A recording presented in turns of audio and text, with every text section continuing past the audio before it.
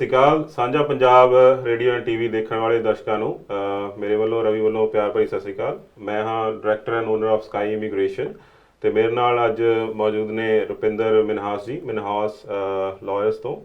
ਸਾਡੇ legal panel ਦੇ ਉੱਤੇ ਡਿਸਕਸ਼ਨਸ ਆਪਾਂ ਕਰਾਂਗੇ ਇਮੀਗ੍ਰੇਸ਼ਨ ਰੈਮਡੀਜ਼ ਦੇ ਉੱਤੇ। ਬਹੁਤ ਹੀ ਹੌਟ ਟੌਪਿਕ ਅੱਜ ਕੱਲ੍ਹ ਚੱਲ ਰਿਹਾ ਹੈ ਸਟੂਡੈਂਟਸ ਦੀ ਡੈਪੋਟੇਸ਼ਨ ਬਾਰੇ, ਜਿਹੜੇ ਕਈ ਇੱਥੇ ਜੇ ਟੈਂਪਰੇਰੀ ਸਟੇ ਤੇ ਨੇ ਜਾਂ ਕਈ PR ਵੀ ਹੋ ਚੁੱਕੇ ਨੇ। ਇਹ ਕਿਤੇ ਨਾ ਕਿਤੇ ਜੇ ਅਸੀਂ ਇਹਦੀ ਬੈਕਗਰਾਊਂਡ 'ਚ ਜਾਈਏ 2017 ਤੋਂ ਕੁਝ ਬੱਚੇ ਕੈਨੇਡਾ ਦੇ ਵਿੱਚ ਆਏ ਸੀਗੇ ਜਿਹੜੇ ਇੱਥੇ as a student international student land ਹੋਏ ਸੀ ਤੇ ਸਮਹਾਓ ਇਮੀਗ੍ਰੇਸ਼ਨ ਨੇ ਫਾਈਂਡ ਆਊਟ ਕੀਤਾ ਹੈਗਾ ਕਿ ਉਹਨਾਂ ਦੇ ਕੁਝ ਡਾਕੂਮੈਂਟ ਸੀਗੇ ਜਿਹੜੇ ਜੀ ਫੇਕ ਸੀਗੇ ਜਾਂ ਫਿਰ ਓਰੀਜਨਲ ਨਹੀਂ ਸੀ ਜਾਂ ਕਿਸੇ ਨਾ ਕਿਸੇ ਤਰੀਕੇ ਨਾਲ ਟੈਂਪਰ ਕੀਤੇ ਹੋਏ ਸੀਗੇ। ਸਾਡੇ ਕੋਲ ਵੀ ਇੱਦਾਂ ਦੇ ਕਾਫੀ ਕਲਾਇੰਟਸ ਆਏ ਰੀਸੈਂਟਲੀ। ਇਹ ਲਾਸਟ April May ਦੀ ਰੁਪਿੰਦਰ ਜੀ ਗੱਲ ਹੈਗੀ ਆ ਜਦੋਂ ਇਹ ਕਾਫੀ ਟੌਪਿਕ ਕਾਫੀ ਲਾਈਮਲਾਈਟ 'ਚ ਆਇਆ, ਜਦੋਂ ਕਾਫੀ ਬੱਚਿਆਂ ਦੇ ਇੱਦਾਂ ਦੇ ਕੇਸਿਸ ਆਏ ਆ ਜਿਹਦੇ ਵਿੱਚ ਉਹਨਾਂ ਨੇ ਇਮੀਗ੍ਰੇਸ਼ਨ ਨੇ ਪੁਰਾਣੀਆਂ ਫਾਈਲਸ ਖੋਲ੍ਹ ਲਿੱਤੀਆਂ ਗਈਆਂ ਨੇ। ਅੱਜ ਆਪਣੀ ਡਿਸਕਸ਼ਨ ਆਪਾਂ ਉਹਦੇ ਉੱਤੇ ਹੀ ਕਰਾਂਗੇ ਅਤੇ ਰੁਪਿੰਦਰ ਜੀ ਜ਼ਰੂਰ ਇਹਦੇ 'ਤੇ ਦੱਸਣਗੇ ਕਿ ਉਹਨਾਂ ਕੋਲ ਕੀ ਲੀਗਲ ਰੈਮਡੀਜ਼ ਹੁੰਦੀਆਂ ਜੇ ਤੁਹਾਡੇ ਉੱਤੇ ਕੋਈ ਡੈਪੋਟੇਸ਼ਨ ਜਾਂ ਇੱਦਾਂ ਦੀ ਤੁਹਾਡੀ ਕੋਈ ਪ੍ਰੋਸੀਜਰਲ ਫੇਅਰਨੈਸ ਆ ਜਾਂਦੀ ਹੈ ਅਤੇ ਉਹਦੇ ਵਿੱਚ ਕੀ ਕੀਤਾ ਜਾ ਸਕਦਾ ਹੈ। ਅਤੇ ਰੁਪਿੰਦਰ ਜੀ ਤੁਹਾਡਾ ਬਹੁਤ ਬਹੁਤ ਸਵਾਗਤ ਹੈ ਜੀ। ਪਲੀਜ਼ ਤੁਸੀਂ ਥੋੜ੍ਹਾ ਆਪਣਾ ਇੰਟਰੋਡਕਸ਼ਨ ਦਿਓ ਅਤੇ ਤੁਹਾਡਾ ਇਮੀਗ੍ਰੇਸ਼ਨ ਫੀਲਡ ਦੇ ਵਿੱਚ ਤੁਸੀਂ ਕਿਹੜੀਆਂ ਸਰਵਿਸਿਜ਼ ਪ੍ਰੋਵਾਈਡ ਕਰਦੇ ਹੋ and how we move forward in it. ਜੀ ਰਵੀ ਜੀ, ਜਿਸ ਤਰ੍ਹਾਂ ਤੁਸੀਂ ਦੱਸਿਆ ਕਿ ਮੇਰਾ ਨਾਮ ਰੁਪਿੰਦਰ ਮਿਨਹਾਸ ਹੈ ਔਰ ਮੈਂ ਲਾਇਰ ਹਾਂ, ਮਿਨਹਾਸ ਲਾਇਰਸ LLP। ਅਸੀਂ 10-15 ਸਾਲ ਤੋਂ ਕਮਿਊਨਿਟੀ ਲੀਗਲ ਸਰਵਿਸਿਜ਼ ਦੇ ਰਹੇ ਹਾਂ ਔਰ ਅਸੀਂ ਇਮੀਗ੍ਰੇਸ਼ਨ ਵੀ ਕਰਦੇ ਹਾਂ। ਜਿੱਦਾਂ ਸਾਡਾ ਅੱਜ ਦਾ ਤੁਸੀਂ ਦੱਸਿਆ ਕਿ ਜਿਹੜਾ ਹੌਟ ਟੌਪਿਕ ਸਾਡੀ ਕਮਿਊਨਿਟੀ 'ਚ ਚੱਲ ਰਿਹਾ, ਜਿਹੜੇ ਸਾਡੇ ਸਟੂਡੈਂਟਸ ਆ ਪੰਜਾਬ ਤੋਂ ਆਏ ਆ ਅਤੇ ਉਹਨਾਂ ਦੇ ਡੈਪੂਟੇਸ਼ਨ ਦਾ ਚੱਲ ਰਿਹਾ, ਕਾਫੀ ਹੌਟ ਟੌਪਿਕ ਹੈ। ਅਤੇ ਤੁਸੀਂ ਇਹ ਵੀ ਦੱਸਿਆ ਕਿ 2017-18 ਤੋਂ ਇਹ ਬੱਚੇ ਆਏ ਆ ਆਪਣੇ ਜੀ ਔਰ ਕਈ ਇਹਨਾਂ 'ਚੋਂ PR ਵੀ ਬਣ ਚੁੱਕੇ ਆ ਜੀ। ਬਟ ਉਹ ਜਿਹੜੇ ਵੀ ਜਿੱਦਾਂ ਵੀ ਡਾਕੂਮੈਂਟਸ ਉਹਨਾਂ ਦੇ ਉਦੋਂ ਲੱਗੇ ਸੀ, ਤੁਸੀਂ ਦੱਸਿਆ ਕਿ ਹੁਣ ਉਹ ਇਨਵੈਸਟੀਗੇਸ਼ਨ ਹੋਈ ਅਤੇ ਪਤਾ ਚੱਲ ਰਿਹਾ ਕਿ ਕੁਛ ਡਾਕੂਮੈਂਟਸ ਫੇਕ ਸੀਗੇ ਜੀ, ਅਤੇ ਜਿਹਦੇ ਬੇਸ 'ਤੇ ਹੁਣ ਇਮੀਗ੍ਰੇਸ਼ਨ ਅਥਾਰਟੀਜ਼ ਨੇ ਉਹਨਾਂ ਦੇ ਅਗੇਂਸਟ ਐਕਸ਼ਨ ਲੈਣਾ ਸਟਾਰਟ ਕਰ ਦਿੱਤਾ ਜੀ। ਔਰ ਤੁਸੀਂ ਦੱਸ ਰਹੇ ਹੋ ਕਿ ਤੁਹਾਡੇ ਕੋਲ ਕਾਫੀ ਸਟੂਡੈਂਟਸ ਆ ਰਹੇ ਆ ਔਰ ਆਪਾਂ ਅੱਜ ਉਹਨਾਂ ਦੀ ਗੱਲ ਕਰਾਂਗੇ ਕਿ ਆਪਾਂ ਉਹਨਾਂ ਦੇ ਸਟੂਡੈਂਟਸ ਨੂੰ ਕਿੱਦਾਂ ਦੱਸ ਸਕਦੇ ਹਾਂ ਕਿ ਉਹਨਾਂ ਕੋਲ ਕਿਹੜੀਆਂ ਲੀਗਲ ਰੈਮਡੀਜ਼ ਹੈ। ਜੀ ਸ਼ੋਰ। ਅਤੇ ਇੱਦਾਂ ਦਾ ਹੀ ਰੁਪਿੰਦਰ ਜੀ ਇੱਕ ਕੇਸ ਮੈਂ ਡਿਸਕਸ਼ਨ ਕਰਨਾ ਚਾਹਾਂਗਾ ਵਿਦਆਊਟ ਟੇਕਿੰਗ ਐਨੀ ਨੇਮਸ। ਦਾ ਸਾਡੇ ਕੋਲ ਇੱਕ ਬੱਚਾ ਆਇਆ ਹੈਗਾ ਲਾਸਟ ਈਅਰ 2017 ਤੋਂ, ਉਹ ਇੱਥੇ ਕੈਨੇਡਾ ਦੇ ਵਿੱਚ ਆਇਆ ਸੀ। ਉਹਨਾਂ ਨੇ ਖੁਦ ਹੀ ਆਪਣੀ PR ਦੀ ਐਪਲੀਕੇਸ਼ਨ ਲਗਾਈ ਸੀ ਅਤੇ ਉਹਨਾਂ ਨੂੰ ਪ੍ਰੋਸੀਜਰਲ ਫੇਅਰਨੈਸ ਆਈ ਇੱਕ ਆਫਿਸਰ ਵੱਲੋਂ ਕਿ ਤੁਸੀਂ ਕੋਈ ਇਨ ਦਾ ਪਾਸਟ ਕੋਈ ਐਪਲੀਕੇਸ਼ਨ ਲਗਾਈ ਸੀ ਉਹਦੇ ਬਾਰੇ ਐਕਸਪਲੇਨ ਕਰੋ। ਪਹਿਲਾਂ ਤਾਂ ਪਹਿਲੀ ਲੈਟਰ ਦੇ ਵਿੱਚ ਉਹਨਾਂ ਨੂੰ ਕੁਝ ਖਾਸ ਲਿਖਿਆ ਨਹੀਂ ਗਿਆ ਕਿ ਕਿਸ ਐਪਲੀਕੇਸ਼ਨ ਬਾਰੇ ਉਹ ਸਪੈਸੀਫਿਕਲੀ ਗੱਲ ਕਰ ਰਹੇ ਨੇ। ਫਿਰ ਬਾਅਦ ਦੇ ਵਿੱਚ ਜਿੱਦਾਂ ਕੇਸ ਨੋਟਸ ਉਹਨਾਂ ਦੇ ਅਪਲਾਈ ਕੀਤੇ ਗਏ ATIP ਨੋਟਸ, ਅਤੇ ਉਹਨਾਂ ਨੂੰ ਦੁਬਾਰਾ ਤੋਂ ਫਿਰ ਲੈਟਰ ਆਈ। ਉਹ ਸਪੈਸੀਫਿਕਲੀ ਐਪਲੀਕੇਸ਼ਨ ਜਿਹੜੀ ਇਹਨਾਂ ਨੇ ਇੰਡੀਆ ਤੋਂ ਲਗਾਈ ਸੀਗੀ, ਜਿਹੜੀ ਉਹਨਾਂ ਦੇ ਹਿਸਾਬ ਨਾਲ ਉਹ ਕਿਸੇ ਰੈਪਰੈਜ਼ੈਂਟੇਟਿਵ ਨੇ ਲਗਾਈ ਸੀਗੀ। ਉਸ ਐਪਲੀਕੇਸ਼ਨ ਨੂੰ ਇਮੀਗ੍ਰੇਸ਼ਨ ਨੇ ਕਿਤੇ ਨਾ ਕਿਤੇ ਫਾਈਂਡ ਆਊਟ ਕੀਤਾ। ਆਫਿਸਰ ਜੋ ਵੀ ਉਹਨਾਂ ਦੀ ਫਾਈਲ ਨੂੰ ਕ੍ਰੋਸ ਚੈੱਕ ਕਰ ਰਿਹਾ ਸੀ, ਉਹਦੇ ਵਿੱਚ ਉਹਨਾਂ ਨੂੰ ਪਤਾ ਲੱਗਿਆ ਕਿ ਜਦੋਂ ਇਨੀਸ਼ੀਅਲੀ ਉਹ ਕੈਨੇਡਾ ਦੇ ਵਿੱਚ ਆਏ ਸੀਗੇ ਉਹਨਾਂ ਦਾ ਆਫਰ ਲੈਟਰ ਹੀ ਫੇਕ ਸੀਗਾ। ਅਤੇ ਜਦੋਂ ਉਹਨਾਂ ਦਾ ਪ੍ਰੋਸੀਜਰਲ ਫੇਅਰਨੈਸ ਲੈਟਰ ਅਸੀਂ ਉਹਨਾਂ ਦੀ ਕੰਪਾਈਲ ਕਰਕੇ ਇਮੀਗ੍ਰੇਸ਼ਨ ਨੂੰ ਭੇਜੀ ਹੈਗੀ ਆ, ਉਹਦੀ ਕਾਫੀ ਇੰਟਰਸਟਿੰਗ ਸਟੋਰੀ ਸੀਗੀ। ਬੱਚਾ ਜਦੋਂ ਸਪੈਸ਼ਲੀ ਪੰਜਾਬ ਤੋਂ ਬਿਲੋਂਗ ਕਰਦਾ, ਉਹ ਜਲੰਧਰ ਸਿਟੀ ਤੋਂ ਉਹਨਾਂ ਨੇ ਫਾਈਲ ਲਵਾਈ ਸੀਗੀ। ਸੋ ਉੱਥੋਂ ਫਾਈਲ ਲਗਵਾਈ ਤਾਂ ਜਦੋਂ ਇੱਥੇ ਉਹ ਕੈਨੇਡਾ ਦੇ ਵਿੱਚ ਆ ਗਏ ਤਾਂ ਕਿਤੇ ਨਾ ਕਿਤੇ ਉਹਨਾਂ ਦੇ ਪਿੱਛੋਂ ਜੋ ਰੈਪਰੈਜ਼ੈਂਟੇਟਿਵ ਸੀਗੇ ਉਹਨਾਂ ਦੇ ਅਕੋਰਡਿੰਗ, ਜੋ ਕਿ ਲੀਗਲ ਰੈਪ ਸੀਗੇ ਉਹਨਾਂ ਦੀ ਕਾਲ ਆਉਂਦੀ ਹੈ ਉਹਨਾਂ ਨੂੰ। ਉਹ ਕਹਿੰਦੇ ਜੀ ਤੁਸੀਂ ਉਸ ਕਾਲਜ 'ਚ ਨਾ ਜਾਇਓ, ਸਿੰਸ ਕਾਲਜ ਦੀ ਸਟ੍ਰਾਈਕ ਚੱਲ ਰਹੀ ਹੈ ਜਾਂ ਕੁਝ ਵੀ, ਉਸ ਕਾਲਜ 'ਚ ਤੁਹਾਡੀਆਂ ਪੜ੍ਹਾਈ ਨਹੀਂ ਸਟਾਰਟ ਹੋਣੀ ਹੈਗੀ ਅਤੇ ਤੁਸੀਂ ਅੱਗੇ ਜਿੱਦਾਂ ਤੁਹਾਡੀ ਆਲਰੇਡੀ ਅਸੀਂ ਕਿਤੇ ਹੋਰ ਐਡਮਿਸ਼ਨ ਕਰਤੀ ਹੈ ਅਤੇ ਤੁਸੀਂ ਉੱਥੇ ਜਾਓ। ਉਸ ਬਿਨਾਂ ਦੇ ਉੱਤੇ ਬੱਚਾ ਜਿਹਨੂੰ ਕਿ ਇੱਥੇ ਦੇ ਕੁਝ ਲਾਜ਼ ਦਾ ਪਤਾ ਨਹੀਂ ਸੀ, ਉਹ ਨਵੇਂ ਕਾਲਜ ਦੇ ਵਿੱਚ ਪੜ੍ਹਨ ਚਲਾ ਗਿਆ। ਉੱਥੋਂ ਪੜ੍ਹਾਈ ਫਿਨਿਸ਼ ਕੀਤੀ, ਇੱਕ ਪ੍ਰਾਈਵੇਟ ਕਾਲਜ ਸੀਗਾ ਜੋ ਕਿ ਜਿੱਥੋਂ ਵਰਕ ਪਰਮਿਟ ਨਹੀਂ ਇਸ਼ੂ ਹੁੰਦਾ। ਫਿਰ ਬੱਚੇ ਨੇ ਸੇਂਟ ਲਾਰੈਂਸ ਕਾਲਜ ਤੋਂ 2 ਸਾਲ ਦੀ ਪੜ੍ਹਾਈ ਕੀਤੀ, ਵਰਕ ਪਰਮਿਟ ਅਪਲਾਈ ਕੀਤਾ ਜੋ ਕਿ ਅਪਰੂਵ ਹੋਇਆ ਇਮੀਗ੍ਰੇਸ਼ਨ ਵੱਲੋਂ। ਇਸ ਦੌਰਾਨ ਉਹਨੇ ਪਹਿਲਾਂ ਸਟੱਡੀ ਪਰਮਿਟ ਵੀ ਇਨਕਰੀਜ਼ ਕੀਤਾ ਅਤੇ ਜਦੋਂ ਉਹਨੇ PR ਲਾਈ ਬੱਚੇ ਨੇ 17 ਦੇ ਵਿੱਚ ਬੱਚਾ ਆਇਆ ਅਤੇ 2022 ਦੇ ਵਿੱਚ ਉਹਨੂੰ ਇਹ ਪਤਾ ਲੱਗ ਰਿਹਾ ਜਦੋਂ ਉਹਨੇ ਪਹਿਲੀ ਐਪਲੀਕੇਸ਼ਨ ਲਾਈ ਸੀ ਕਿ ਉਹਦੇ ਵਿੱਚ ਡਾਕੂਮੈਂਟ ਸਹੀ ਨਹੀਂ ਸੀਗੇ। ਕਿਤੇ ਨਾ ਕਿਤੇ ਬੱਚੇ ਨੇ ਇੰਨਾ ਟਾਈਮ ਇਨਵੈਸਟ ਕੀਤਾ ਕੈਨੇਡਾ ਦੇ ਵਿੱਚ, ਕਾਲਜ ਦੀਆਂ ਇੰਨੀਆਂ ਫੀਸਾਂ ਦਿੱਤੀਆਂ ਗਈਆਂ, ਈਵਨ ਵਰਕ ਪਰਮਿਟ ਵੀ ਇਮੀਗ੍ਰੇਸ਼ਨ ਵੱਲੋਂ ਅਪਰੂਵ ਕੀਤਾ ਗਿਆ। ਅਤੇ ਅੱਜ ਕੋਈ ਨਇਆ ਕੋਈ ਸੌਫਟਵੇਅਰ ਜਾਂ ਕੋਈ ਸਪੈਸ਼ਲ ਕੋਈ ਇਮੀਗ੍ਰੇਸ਼ਨ ਆਫਿਸਰ ਬੈਠਾ ਕੋਈ ਪੁਰਾਣੀਆਂ ਫਾਈਲਾਂ ਫਰੋਲ ਰਿਹਾ। ਕਈ ਬੱਚੇ ਤਾਂ ਉਹਨਾਂ ਤੋਂ PR ਵੀ ਹੋ ਚੁੱਕੇ ਸੀਗੇ, ਉਹਨਾਂ ਦੀਆਂ ਵੀ ਫਾਈਲਾਂ ਖੋਲ੍ਹ ਦਿੱਤੀਆਂ ਗਈਆਂ। ਜਦੋਂ ਅੱਦਾ ਦਾ ਕੋਈ ਕੇਸ ਹੁੰਦਾ ਹੈ ਕਿਉਂਕਿ ਕਿਤੇ ਨਾ ਕਿਤੇ ਆਫੀਸਰ ਨੇ ਵੀ ਅਰਪਾ ਦੇ ਜੋ ਵੀ ਰੈਗੂਲੇਸ਼ਨਸ ਐਂਡ ਐਕਟਸ ਹੈਗੇ ਉਹਨੂੰ ਪ੍ਰੋਟੈਕਟ ਕਰਨਾ, ਉਹਦੇ ਅਕੋਰਡਿੰਗ ਐਕਟ ਕਰਨਾ ਹੈ। ਜੇ ਕਿਸੇ ਨਾ ਕਿਤੇ ਉਹਨੂੰ ਲੱਗਦਾ ਹੈ ਕਿ ਕੁਝ ਕੋਈ ਡਾਇਰੈਕਟਲੀ ਜਾਂ ਇਨਡਾਇਰੈਕਟਲੀ ਤੁਸੀਂ ਮਿਸ ਰੈਪਰੈਜ਼ੈਂਟ ਕੀਤਾ ਹੈ, ਤਾਂ ਅੱਦਾ ਦੇ ਕੇਸਿਸ ਦੇ ਵਿੱਚ ਜਦੋਂ ਸਾਡੇ ਕਲਾਇੰਟ ਕੋਲ ਕੀ ਆਪਸ਼ਨ ਹੁੰਦੀਆਂ ਬਾਅਦ ਦੇ ਵਿੱਚ, ਕਿਸ ਬੇਸ ਤੇ ਉਹ ਕੈਨੇਡਾ ਦੇ ਵਿੱਚ ਰੋਕ ਸਕਦਾ ਆਪਣੇ ਆਪ ਨੂੰ? ਹਾਂਜੀ ਹਾਂਜੀ ਰਵੀ ਜੀ, ਤੁਸੀਂ ਬਹੁਤ ਵਧੀਆ ਕੁਐਸਚਨ ਕੀਤਾ ਹੈ ਔਰ ਬਹੁਤ ਹੀ ਸੀਰੀਅਸ ਮੈਟਰ ਹੈ ਜੀ। ਸੀਰੀਅਸ ਮੈਟਰ ਕਿਉਂ ਹੈ? ਕਿਉਂਕਿ 2017 ਚੋਂ ਬੱਚਾ ਸਾਰਾ ਖੋ ਗਿਆ ਤੇ ਹੁਣ 2022 ਚ ਉਹਦੀ ਫਾਈਲ ਓਪਨ ਹੋ ਗਈ ਜੀ।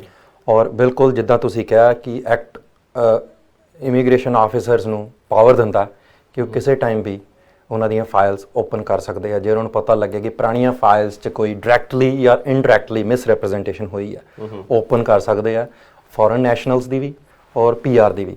ਸੋ ਪਹਿਲਾਂ ਮੈਂ ਆਪਣੇ ਆਡੀਅנס ਨੂੰ ਦੱਸ ਦੇਵਾਂ ਕਿ ਡਿਫਰੈਂਸ ਕੀ ਹੈ ਦੋਨਾਂ 'ਚ ਜੀ। ਜਿਹੜਾ ਬੰਦਾ ਕੋਈ ਵੀ PR ਨਹੀਂ ਹੈ ਉਹ ਫੋਰਨ ਨੈਸ਼ਨਲ ਆ। ਫੋਰਨ ਨੈਸ਼ਨਲ ਸਟੂਡੈਂਟ, ਵਰਕਰਸ ਔਰ ਵਿਜ਼ਟਰ, ਇਹ ਸਾਰੇ ਫੋਰਨ ਨੈਸ਼ਨਲ 'ਚ ਆ ਜਾਂਦੇ ਆ। ਜਦੋਂ ਅਸੀਂ ਇਹ ਟਰਮ ਯੂਜ਼ ਕਰਦੇ ਹਾਂ it means foreign national PR ਦੀ ਗੱਲ ਨਹੀਂ ਕਰ ਰਹੇ। ਔਰ PR ਜਿਹੜਾ PR ਆ, ਜਿਹੜਾ ਸਿਟੀਜ਼ਨ ਨਹੀਂ ਹੈ ਬਟ PR ਆ। ਸੋ ਜਦੋਂ PR ਦੀ ਵੀ ਮਿਸ ਰੈਪਰੈਜ਼ੈਂਟੇਸ਼ਨ ਦੀ ਫਾਈਲ ਖੋਲ ਸਕਦੀ ਹੈ ਔਰ ਫੋਰਨ ਵਰਕਰ ਦੀ ਵੀ ਖੋਲ ਸਕਦੀ ਹੈ। ਜਦੋਂ ਉਹਨਾਂ ਨੇ ਇਨਵੈਸਟੀਗੇਸ਼ਨ ਕੀਤੀ, ਉਹਨਾਂ ਨੂੰ ਤੁਸੀਂ ਦੱਸਿਆ ਕਿ ਉਹਨਾਂ ਨੂੰ ਲੱਗਾ ਕਿ ਡਾਕੂਮੈਂਟ ਫੇਕ ਲੱਗਾ ਸੀ, ਉਹਨਾਂ ਨੇ ਜਿਹੜੀ ਆਪਣੀ ਡਿਊਟੀ ਸੀ ਉਹਨਾਂ ਨੇ ਇੱਕ ਫੇਅਰਨੈਸ ਲੈਟਰ ਇਸ਼ੂ ਕਰਤੀ। ਠੀਕ ਹੈ, ਉਹਨਾਂ ਨੇ ਫੇਅਰਨੈਸ ਲੈਟਰ ਇਸ਼ੂ ਕਰਤੀ, ਨਾਲ 30 ਦਿਨ ਦਿੱਤੇ ਹੋਣਗੇ ਕਿ ਤੁਹਾਡੇ ਕੋਲ ਇੰਨਾ ਟਾਈਮ ਹੈ ਔਰ ਮੇਰੇ ਮੁਤਾਬਿਕ I have a reason to believe ਕਿ ਤੁਹਾਡੇ ਜਿਹੜੇ ਡਾਕੂਮੈਂਟਸ ਫੇਕ ਸੀ, ਤੁਸੀਂ ਉਹਦੇ ਬਾਰੇ ਦੱਸੋ ਜੀ ਕੀ ਸੀਗਾ। ਉਹ 30 ਡੇਜ਼ ਦਿੰਦੇ ਆ, ਉਹ ਬੈਸਟ ਟਾਈਮ ਹੁੰਦਾ। ਪਹਿਲਾਂ ਮੈਂ ਦੱਸਣਾ ਚਾਹੁੰਦਾ ਕਿ ਉਹਨੂੰ ਬਹੁਤ ਸੀਰੀਅਸ ਲੈਣਾ ਲੈਟਰ ਨੂੰ। ਉਸ ਲੈਟਰ ਨੂੰ ਜਸਟ ਐਵੇਂ ਨਹੀਂ ਦੇਣਾ, ਉਹਨੂੰ ਪ੍ਰੋਪਰਲੀ ਤੁਸੀਂ ਕਰਨਾ, ਕਿਉਂਕਿ ਉਹ ਤੁਹਾਡਾ ਸਭ ਤੋਂ ਪਹਿਲਾ ਔਰ ਸਟਰੋਂਗ ਚਾਂਸ ਹੈ ਕਿ ਤੁਸੀਂ ਆਫੀਸਰ ਨੂੰ ਐਕਸਪਲੇਨ ਕਰ ਸਕੋ ਕਿ ਤੁਸੀਂ ਓਨੈਸਟਲੀ ਔਰ ਰੀਜ਼ਨੇਬਲੀ ਗਰਾਊਂਡ ਤੇ ਬਿਲੀਵ ਕਰਦੇ ਹੋ ਕਿ ਤੁਹਾਨੂੰ ਇਸ ਚੀਜ਼ ਬਾਰੇ ਨਹੀਂ ਪਤਾ, ਤੁਸੀਂ ਨਹੀਂ ਇਨਵੋਲਵ ਇਸ ਚੀਜ਼ 'ਚ, ਔਰ ਤੁਸੀਂ ਜਿਹੜੇ ਵੀ ਐਵੀਡੈਂਸ ਉਦੋਂ ਲਗਾ ਦੋਗੇ ਉਹ ਐਵੀਡੈਂਸ ਹੀ ਲੈ ਕੇ ਤੁਸੀਂ ਅੱਗੇ ਜਾਣਾ ਜੀ। ਕਿਉਂਕਿ ਲੇਟਰ ਔਨ ਜੇ ਤੁਸੀਂ ਆਫੀਸਰ ਦੇ ਡਿਸੀਜਨ ਨੂੰ ਚੈਲੰਜ ਕਰਦੇ ਹੋ ਫੈਡਰਲ ਕੋਰਟ 'ਚ ਤੇ ਤੁਸੀਂ ਉਹਦੇ 'ਚ ਨਵਾਂ ਐਵੀਡੈਂਸ ਉਦੋਂ ਇੰਟਰੋਡਿਊਸ ਨਹੀਂ ਕਰ ਸਕਦੇ, ਲਾਅ ਇਹ ਕਹਿੰਦਾ ਜੀ। ਕਿਉਂਕਿ ਜਿਹੜੇ ਆਫੀਸਰ ਜਦੋਂ ਡਿਸੀਜਨ ਲੈ ਰਿਹਾ ਸੀ, ਜਿਹੜੇ ਐਵੀਡੈਂਸ ਉਹਦੇ ਸਾਹਮਣੇ ਸੀਗੇ ਉਸ ਟਾਈਮ 'ਚ, ਉਹਨੇ ਉਹਦੇ ਬੇਸ ਤੇ ਡਿਸੀਜਨ ਲਿਆ। ਸੋ ਉਸੇ ਐਵੀਡੈਂਸ ਦੇ ਬੇਸ ਤੇ ਤੁਸੀਂ ਜਾ ਕੇ ਚੈਲੰਜ ਕਰਨਾ। ਤੁਸੀਂ ਨਵਾਂ ਐਵੀਡੈਂਸ ਇੰਡਿਊਸ ਨਹੀਂ ਕਰ ਸਕਦੇ, ਤੁਸੀਂ ਐਡ ਨਹੀਂ ਕਰ ਸਕਦੇ, ਇਨਕਲੂਡ ਨਹੀਂ ਕਰ ਸਕਦੇ, ਤੁਹਾਨੂੰ ਕੋਰਟ ਨੇ ਅਲਾਉ ਨਹੀਂ ਕਰਨਾ, ਸਿਸਟਮ ਨੇ ਅਲਾਉ ਨਹੀਂ ਕਰਨਾ। ਸੋ ਜਦੋਂ ਪ੍ਰੋਸੀਜਰਲ ਫੇਅਰਨੈਸ ਦੀ ਲੈਟਰ ਤੁਹਾਨੂੰ ਜਦੋਂ ਲੈਟਰ ਆਈ ਪ੍ਰੋਸੀਜਰਲ ਫੇਅਰਨੈਸ, ਤੁਸੀਂ ਉਹਨੂੰ ਸੀਰੀਅਸ ਲੈਣਾ। ਬੱਚਿਆਂ ਨੂੰ ਮੈਂ ਦੱਸ ਰਿਹਾ, ਉਹਨੂੰ ਪ੍ਰੋਪਰਲੀ ਉਹਨੂੰ ਆਨਸਰ ਕਰਨਾ, ਉਹਦੇ 'ਚ ਪ੍ਰੋਪਰ ਐਵੀਡੈਂਸ ਲਾਣੇ, ਸਾਰਾ ਕੁਝ ਕਰਨਾ। ਜੇ ਆਫੀਸਰ ਕੋਲ ਦੋ ਚੋਇਸਿਸ ਹੈ, ਜਦੋਂ ਉਹਨੂੰ ਤੁਹਾਡਾ ਰਿਪਲਾਈ ਮਿਲ ਗਿਆ ਜਾਂ ਤਾਂ ਆਫੀਸਰ ਤੁਹਾਡੇ ਰਿਪਲਾਈ ਨੂੰ ਡਿਸਅਲਾਉ ਕਰੇਗਾ, ਰਿਫਿਊਜ਼ ਕਰਦਾ, ਤੇ ਉਹ ਆਪਣੀ ਤੁਹਾਨੂੰ ਸੈਕਸ਼ਨ 44 ਰਿਪੋਰਟ ਕਰ ਦੇਗਾ। ਸੈਕਸ਼ਨ 44 ਜਿਹੜਾ ਹੈਗਾ ਕਿ ਉਹ ਮਿਨਿਸਟਰ ਨੂੰ ਅੱਗੇ ਰਿਕਮੈਂਡ ਕਰ ਦੇਗਾ ਕਿ ਮੈਨੂੰ ਪ੍ਰੋਬਲਮ ਲੱਗ ਰਹੀ ਹੈ, ਮੈਨੂੰ ਲੱਗ ਰਿਹਾ ਕਿ ਇਹਦੇ 'ਚ there is a element of misrepresentation, ਬਾਕੀ ਮਿਨਿਸਟਰ ਤੁਸੀਂ ਦੱਸੋ ਤੁਸੀਂ ਕੀ ਕਰਨਾ। ਸੋ ਮਿਨਿਸਟਰ ਦੇਖਦਾ ਕਿ ਤੁਸੀਂ PR ਹੋ ਕਿ ਤੁਸੀਂ ਫੋਰਨ ਨੈਸ਼ਨਲ। ਠੀਕ ਹੈ, ਜੇ ਤਾਂ ਮਿਨਿਸਟਰ ਨੂੰ ਲੱਗੇ PR ਹੈ ਤੇ ਮਿਨਿਸਟਰ ਇਮੀਗ੍ਰੇਸ਼ਨ ਡਿਵੀਜ਼ਨ 'ਚ ਉਹਨਾਂ ਨੂੰ ਜੱਜ ਮੋਰੇ ਭੇਜ ਦਿੰਦਾ, ਐਡਮਿਸਿਬਿਲਿਟੀ ਹੀਅਰਿੰਗ, ਫਿਰ ਜੱਜ ਡਿਸਾਈਡ ਕਰਦਾ। ਉਹਦੇ 'ਚ ਜੇ ਜੱਜ ਤੁਹਾਡੇ ਅਗੇਂਸਟ ਰੂਲ ਕਰਦਾ and if you are PR, ਫਿਰ ਉਹਦੇ 'ਚ ਤੁਹਾਡੇ ਕੋਲ ਅਪੀਲ ਰਾਈਟਸ ਹੁੰਦੇ ਆ। ਠੀਕ ਹੈ, ਫਿਰ ਤੁਸੀਂ ਇਮੀਗ੍ਰੇਸ਼ਨ ਅਪੀਲ ਡਿਵੀਜ਼ਨ 'ਚ ਅਪੀਲ ਕਰ ਸਕਦੇ ਹੋ। ਹੁਣ ਡਿਫਰੈਂਸ ਕੀ ਹੈ, ਅਪੀਲ ਰਾਈਟ ਹੈਗੇ ਜਾਂ ਨਹੀਂ ਹੈਗੇ? ਅਪੀਲ ਰਾਈਟਸ ਜੇ ਤੁਹਾਡੇ ਕੋਲ ਹੈਗੇ ਆ ਤੇ ਤੁਸੀਂ ਅਪੀਲ ਕਰਦੇ ਹੋ, ਔਰ ਜੇ ਤੁਸੀਂ ਅਪੀਲ ਜਿੱਤ ਜਾਂਦੇ ਹੋ ਜੀ ਤੇ ਜਿਹੜਾ ਹਾਇਰ ਅਥਾਰਟੀਜ਼ ਹੈ, ਹਾਇਰ ਬੋਰਡ ਹੈ, ਉਹ ਲੋਅਰ ਬੋਰਡ ਦੇ ਡਿਸੀਜਨ ਨੂੰ ਓਵਰਟਰਨ ਕਰ ਦੂੰਗਾ। ਮੀਨਸ ਜੇ ਆਫੀਸਰ ਨੇ ਕਿਹਾ, ਮਿਨਿਸਟਰ ਨੇ ਕਿਹਾ ਕਿ ਮਿਸ ਰੈਪਰੈਜ਼ੈਂਟੇਸ਼ਨ ਹੈਗੀ ਹੈ, ਬਟ ਅਪੀਲ ਡਿਵੀਜ਼ਨ ਕਹਿੰਦੀ ਹੈ ਮਿਸ ਰੈਪਰੈਜ਼ੈਂਟੇਸ਼ਨ ਨਹੀਂ ਹੈਗੀ, ਤਾਂ ਨਹੀਂ ਹੈਗੀ, ਡਨ, ਚੈਪਟਰ ਕਲੋਜ਼। ਬਟ ਜੇ ਤੁਹਾਡੇ ਕੋਲ ਅਪੀਲ ਰਾਈਟਸ ਨਹੀਂ ਹੈਗੇ, ਫਿਰ ਸੈਕਸ਼ਨ 72 ਤੁਹਾਨੂੰ ਅਲਾਉ ਕਰਦਾ ਕਿ ਤੁਸੀਂ ਇਮੀਗ੍ਰੇਸ਼ਨ ਮੈਟਰ 'ਚ ਇਮੀਗ੍ਰੇਸ਼ਨ ਆਫੀਸਰ ਜਾਂ ਮਿਨਿਸਟਰ ਦੇ ਡਿਸੀਜਨ ਨੂੰ ਚੈਲੰਜ ਕਰ ਸਕਦੇ ਹੋ ਫੈਡਰਲ ਕੋਰਟ 'ਚ। ਠੀਕ ਹੈ ਜੀ, ਉਹਨੂੰ ਆਪਾਂ ਕਹਿੰਦੇ ਜੁਡੀਸ਼ੀਅਲ ਰਿਵਿਊ। ਹੁਣ ਫਰਕ ਕੀ ਹੈ? ਜੁਡੀਸ਼ੀਅਲ ਰਿਵਿਊ ਇੱਕ ਅਪੀਲ ਰਾਈਟ ਨਹੀਂ ਹੈ ਤੁਹਾਡਾ ਜੀ। ਤੁਸੀਂ ਜੁਡੀਸ਼ੀਅਲ ਰਿਵਿਊ ਅਪਲਾਈ ਕੀਤਾ, ਜੇ ਤੁਸੀਂ ਜੁਡੀਸ਼ੀਅਲ ਰਿਵਿਊ 'ਚ ਜਿੱਤ ਵੀ ਜਾਂਦੇ ਹੋ ਤੇ ਇਹਦਾ ਮਤਲਬ ਇਹ ਨਹੀਂ ਕਿ ਉਹ ਆਫੀਸਰ ਦੇ ਡਿਸੀਜਨ ਨੂੰ ਓਵਰਟਰਨ ਕਰ ਦੇਣਗੇ ਜਾਂ ਆਫੀਸਰ ਦੇ ਡਿਸੀਜਨ ਨੂੰ ਕਹਿਣਗੇ ਕਿ ਗਲਤ ਸੀਗਾ। ਨਹੀਂ, ਉਹ ਆਫਿਸਰ ਦੇ ਡਿਸੀਜਨ ਨੂੰ ਓਵਰਟਰਨ ਨਹੀਂ ਕਰ ਸਕਦੇ। ਉਹ ਇਹ ਕਹਿ ਦੇਣਗੇ ਕਿ officer has made N error on the ground of officer decision was not reasonable ਔਰ ਕਰੈਕਟ।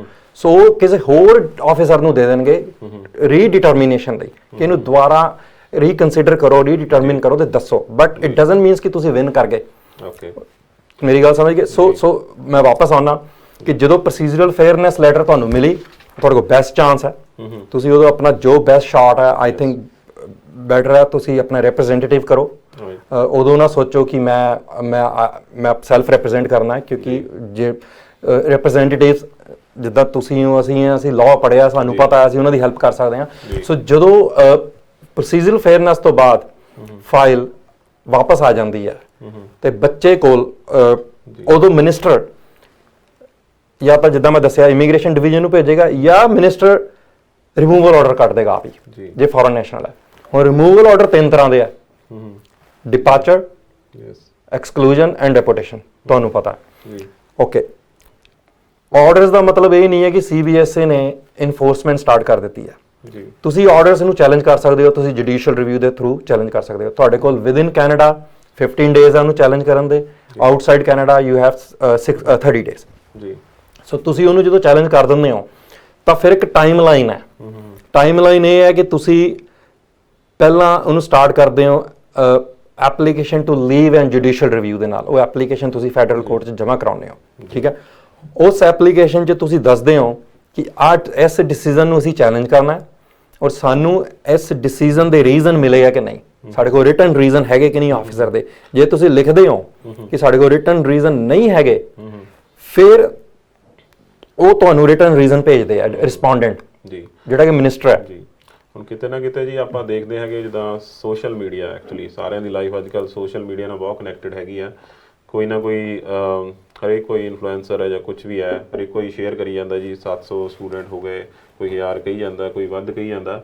ਅੱਧਾ ਕੋਈ ਸਪੈਸੀਫਿਕ ਨੰਬਰ ਤਾਂ ਨਹੀਂ ਹੈਗਾ ਪਬਲਿਕ ਡੋਮੇਨ ਦੇ ਵਿੱਚ, ਬਟ ਕਿਤੇ ਨਾ ਕਿਤੇ ਅੱਧਾ ਦਾ ਤਾਂ ਨਹੀਂ ਹੁੰਦਾ ਕਿ ਇਮੀਗ੍ਰੇਸ਼ਨ ਨੇ ਜੀ 700 ਬੱਚਿਆਂ ਨੂੰ ਇਕੱਠਿਆਂ ਨੂੰ ਰਾਈਟ ਡਿਪੋਰਟ ਕਰ ਰਹੇ ਆ। ਜਿੱਦਾਂ ਰੁਪਿੰਦਰ ਜੀ ਉਹਨਾਂ ਨੇ ਦੱਸਿਆ, ਹਰੇਕ ਕੇਸ ਟੂ ਕੇਸ ਚੱਲਦਾ ਹੈਗਾ, ਹਰੇਕ ਬੱਚੇ ਦਾ ਅਲੱਗ-ਅਲੱਗ ਕੇਸ ਹੁੰਦਾ। ਜ਼ਰੂਰੀ ਨਹੀਂ ਕਿ ਇੱਕ ਟਾਈਮ ਤੇ ਹੀ ਸਾਰਿਆਂ ਨੂੰ ਡੈਪੋਟੇਸ਼ਨ ਕਰਨੀ ਹੈ ਜਾਂ ਕਿੱਦਾਂ। ਬਾਕੀ ਹਰੇਕ ਦੇ ਸਰਕਮਸਟੈਂਸਿਸ ਡਿਫਰੈਂਟ ਹੁੰਦੇ ਆ। ਜਿੱਦਾਂ ਅਸੀਂ ਗੱਲ ਕਰਦੇ ਹਾਂ ਡਾਇਰੈਕਟਲੀ ਐਂਡ ਇਨਡਾਇਰੈਕਟਲੀ ਮਿਸਰੈਪ੍ਰੈਜ਼ੈਂਟੇਸ਼ਨ ਦੀ ਗੱਲ ਕਰਦੇ ਹਾਂ। ਡਾਇਰੈਕਟਲੀ ਮਿਸਰੈਪ੍ਰੈਜ਼ੈਂਟੇਸ਼ਨ ਜਿੱਦਾਂ ਕਿ ਤੁਹਾਨੂੰ ਕਲਾਇੰਟ ਨੂੰ ਪਤਾ ਸੀ ਜਾਂ ਉਹਨਾਂ ਨੇ ਆਪ ਹੀ ਕੋਈ ਮਟੀਰੀਅਲ ਫੈਕਟ ਜਾਂ ਇਨਫੋਰਮੇਸ਼ਨ ਲੁਕਾਉਣ ਦੀ ਕੋਸ਼ਿਸ਼ ਕੀਤੀ ਹੈ, ਉਹਨੂੰ ਡਾਇਰੈਕਟਲੀ ਕਹਿੰਦੇ। ਤਾਂ ਇਨਡਾਇਰੈਕਟਲੀ ਮਤਲਬ ਤੁਹਾਡੀ ਨੌਲੇਜ 'ਚ ਬਣੀ ਸੀਗਾ ਥੋੜ੍ਹਾ ਬਹੁਤਾ, ਬਟ ਕਿਤੇ ਨਾ ਕਿਤੇ ਤੁਹਾਨੂੰ ਲੇਟਰ ਆਨ ਦਾ ਇੱਥੇ ਆਉਣ ਤੋਂ ਬਾਅਦ ਵੀ ਇੱਦਾਂ ਦੇ ਕਈ ਕਲਾਇੰਟ ਹੈ ਜਿਨ੍ਹਾਂ ਨੂੰ ਪਤਾ ਲੱਗ ਗਿਆ ਸੀਗਾ ਜਾਂ ਲੱਗ ਜਾਂਦਾ ਹੈ ਕਿ ਕੁਛ ਨਾ ਕੁਛ ਗੱਲ ਸੀ ਮੇਰੀ ਐਪਲੀਕੇਸ਼ਨ ਦੇ ਵਿੱਚ। ਬਟ ਕੰਸੀਡਰਿੰਗ ਇਹ ਪਰਟੀਕੂਲਰ ਕੇਸ ਜਿਹੜਾ ਆਪਾਂ ਡਿਸਕਸ ਕਰ ਰਹੇ ਸੀਗੇ, ਜੇ ਬੱਚੀ ਨੂੰ PR ਦੀ ਫਾਈਲ ਵੇਲੇ ਪਤਾ ਲੱਗਿਆ ਕਿ ਉਸ ਦੌਰਾਨ ਉਹਦਾ ਜਿਹੜਾ ਆਫਰ ਲੈਟਰ ਸੀਗਾ ਉਹ ਫੇਕ ਸੀਗਾ। ਬਟ ਕਿਤੇ ਨਾ ਕਿਤੇ ਮਨਾਜ ਜੀ ਇਹਦੇ 'ਚ ਆਪਾਂ ਸਿਸਟਮ ਦਾ ਵੀ ਫੇਲੀਅਰ ਮੰਨ ਸਕਦੇ ਹਾਂ, ਜਿਹੜਾ ਕਿ 2017 'ਚ ਬੱਚੇ ਨੇ ਫਾਈਲ ਲਗਾਈ ਹੈਗੀ ਆ, ਉੱਥੋਂ ਆਇਆ ਹੈਗਾ, ਬੱਚੇ ਦਾ ਵੀਜ਼ਾ ਅਪਰੂਵ ਹੋਇਆ, ਫਿਰ ਇੱਥੇ ਉਹਨੂੰ ਪੀਅਰਸਨ 에ਅਰਪੋਰਟ ਤੇ ਸਟੱਡੀ ਪਰਮਿਟ ਵੀ ਇਸ਼ੂ ਹੋਇਆ। ਉਸ ਤੋਂ ਬਾਅਦ ਉਹਨੇ ਸਟੱਡੀ ਪਰਮਿਟ ਇਨਕਰੀਜ਼ ਕੀਤਾ, ਵਰਕ ਪਰਮਿਟ ਲਗਾਇਆ। ਫਿਰ ਹੁਣ ਜਦੋਂ PR ਦੀ ਫਾਈਲ ਆਉਣ ਲੱਗੀ, ਉਦੋਂ ਇਹ ਪੁਰਾਣੀ ਫਾਈਲਾਂ ਖੋਲ੍ਹ ਕੇ ਦੇਖ ਰਹੇ ਨੇ। ਕਿਤੇ ਨਾ ਕਿਤੇ ਐਟ ਦੀ ਐਂਡ ਜਿਹੜਾ ਇੱਕ ਉੱਥੇ ਇੰਡੀਆ ਦੇ ਵਿੱਚ ਜਿਹੜਾ ਏਜੰਟ ਬੈਠਾ ਹੈਗਾ ਰਾਈਟ, ਸਮਹਾਓ ਉਹ ਬਿਜ਼ਨਸ ਕਰ ਰਿਹਾ ਬੰਦਾ ਰਾਈਟ। ਆਏ ਦਿਨੇ ਕਾਫੀ ਅਸੀਂ ਬੱਚਿਆਂ ਕੋਲ ਸੁਣਦੇ ਹਾਂ ਕਿ ਸਾਡੀ ਜੀ ਫਾਈਲ ਰਿਟੇਨ ਕਰਨ ਲਈ ਸਾਨੂੰ 2 ਦਿਨਾਂ 'ਚ ਹੀ ਆਫਰ ਲੈਟਰ ਦੇ ਦਿੱਤਾ ਕਿਸੇ ਨੇ। ਸੋ ਉਹ ਕਿੱਦਾਂ ਹੁੰਦਾ ਹੈ ਕਿ ਸੌਫਟ ਕਾਪੀਜ਼ ਹੁੰਦੀਆਂ ਨੇ, ਸੌਫਟਵੇਅਰ ਨਾਲ ਐਡਿਟ ਕਰ ਦਿੰਦੇ ਆ ਜਾਂ ਸਮਹਾਓ ਕਲਾਇੰਟ ਨੂੰ ਰਿਟੇਨ ਕਰਨ ਲਈ। ਅਤੇ ਪਹਿਲਾਂ ਤਾਂ ਇਹ ਸੁਣਨੇ 'ਚ ਆਉਂਦਾ ਸੀ ਕਿ ਇੱਦਾਂ ਕਲਾਇੰਟ ਨੂੰ ਰਿਟੇਨ ਕਰ ਲੈਂਦੇ ਆ। ਜਦੋਂ ਅਸੀਂ ਆਪਣਾ ਇਮੀਗ੍ਰੇਸ਼ਨ ਪ੍ਰੈਕਟਿਸ ਸਟਾਰਟ ਕੀਤੀ ਅਤੇ ਉਸ ਤੋਂ ਬਾਅਦ ਵੇਟ ਕਰਦੇ ਆ ਕੋਈ ਜੈਨੂਅਨ ਆਫਰ ਲੈਟਰ ਆਵੇ, ਫਿਰ ਅਸੀਂ ਫਾਈਲ ਲਾਵਾਂਗੇ। ਅਤੇ ਹੌਲੀ ਹੌਲੀ ਜਿੱਦਾਂ ਜਿੱਦਾਂ ਇਹ ਕੰਮ ਦੇ ਵਿੱਚ ਵੱਧਦਾ, ਉੱਥੇ ਕਾਫੀ ਲੋਕੀ ਇਹਦੇ ਵਿੱਚ ਇਨਵੈਸਟ ਕਰਨ ਲੱਗ ਪਏ ਇਸ ਕੰਮ ਦੇ ਵਿੱਚ, ਇਮੀਗ੍ਰੇਸ਼ਨ 'ਚ ਅਸੀਂ ਸੁਣਿਆ ਇੰਡੀਆ ਦੇ ਵਿੱਚ। ਅਤੇ ਉਹ ਫੇਕ ਲੈਟਰਾਂ ਦੇ ਬੇਸ 'ਤੇ ਹੀ ਅਗਲਿਆਂ ਦੇ ਵੀਜ਼ੇ ਲਗਾਉਣ ਲੱਗ ਪਏ। ਬਟ ਕਿਤੇ ਨਾ ਕਿਤੇ ਇਹ ਮੈਨੂੰ ਲੱਗਦਾ ਕਿ ਇਹਨਾਂ ਦੇ ਖੁਦ ਦੇ ਸਿਸਟਮ ਦੀ ਵੀ ਕਿਤੇ ਨਾ ਕਿਤੇ ਘਾਟ ਹੈ ਕਿ ਇਨੀਸ਼ੀਅਲ ਪੁਆਇੰਟ 'ਤੇ ਨਹੀਂ ਉਹ ਫਾਈਂਡ ਆਊਟ ਕਰ ਸਕਦੇ ਅਤੇ ਕਲਾਇੰਟ ਨੂੰ ਹੀ ਨਹੀਂ ਪਤਾ ਹੈਗਾ ਐਟ ਦੀ ਐਂਡ। ਸੋ ਇਹਦੇ ਵਿੱਚ ਅਸੀਂ ਵੀ ਕਾਫੀ ਪਹਿਲੇ ਦਿਨ ਤੋਂ ਕਹਿ ਰਹੇ ਹਾਂ ਕਿ ਤੁਸੀਂ ਇੱਕ ਲਾਇਸੈਂਸਡ ਪ੍ਰੋਫੈਸ਼ਨਲ ਨੂੰ ਹਾਇਰ ਕਰੋ, ਜਿਹਦੇ ਅਗੇਂਸਟ ਗੌਰਮੈਂਟ ਵੀ ਐਕਸ਼ਨ ਲੈ ਸਕਦੀ ਹੈ। ਤੋ ਅਗੇਨ ਇਸ ਪਰਟੀਕੂਲਰ ਕਲਾਇੰਟ ਦੀ ਗੱਲ ਕਰਦੇ ਹਾਂ ਅਤੇ ਜਿਹੜੇ ਤੁਸੀਂ ਕਿਹਾ ਰਿਵਿਊ ਹੋ ਜਾਂਦਾ ਐਂਡ ਆਲ, ਤਾਂ ਉਹਦੇ ਬੇਸ ਦੇ ਉੱਤੇ ਉਹਨਾਂ ਨੇ ਉਧਰੋਂ ਕੋਈ ਲੈਟਰ ਵੀ ਪ੍ਰੋਵਾਈਡ ਕੀਤੀ ਕਹਿੰਦੇ ਅਸੀਂ ਇਨ ਪਰਸਨ ਪਹਿਲਾਂ ਤਾਂ ਇਨੀਸ਼ੀਅਲ ਪੁਆਇੰਟ ਤੇ ਉਹ ਲੈਟਰ ਵੀ ਨਹੀਂ ਪ੍ਰੋਵਾਈਡ ਕਰ ਰਿਹਾ ਇਸ ਪਰਸਨ ਜਿਨ੍ਹਾਂ ਨੇ ਫਾਈਲ ਲਗਾਈ ਸੀ, ਉਹਨਾਂ ਨੂੰ ਲੈਟਰ ਵੀ ਪ੍ਰੋਵਾਈਡ ਕੀਤੀ ਕਿ ਜੋ ਵੀ ਬੱਚੇ ਦਾ ਡਾਕੂਮੈਂਟ ਲਗਾਏ ਨੇ ਅਸੀਂ ਲਗਾਏ ਨੇ, ਐਵਰੀਥਿੰਗ ਸਾਡੀ ਫਰਮ ਤੋਂ ਕੀਤਾ ਗਿਆ ਤੇ ਇਹਦੇ ਵਿੱਚ ਸਾਰਾ ਕੁਝ ਜੈਨੂਅਨ ਹੈ। ਸਟਿਲ ਇਮੀਗ੍ਰੇਸ਼ਨ ਨੇ ਫਾਈਂਡ ਕੀਤਾ ਜੈਨੂਅਨ ਨਹੀਂ ਹੈ, ਬਟ ਫਿਰ ਵੀ ਐਟ ਦੀ ਐਂਡ ਸਫਰ ਕੌਣ ਕਰ ਰਿਹਾ? ਬੱਚਾ।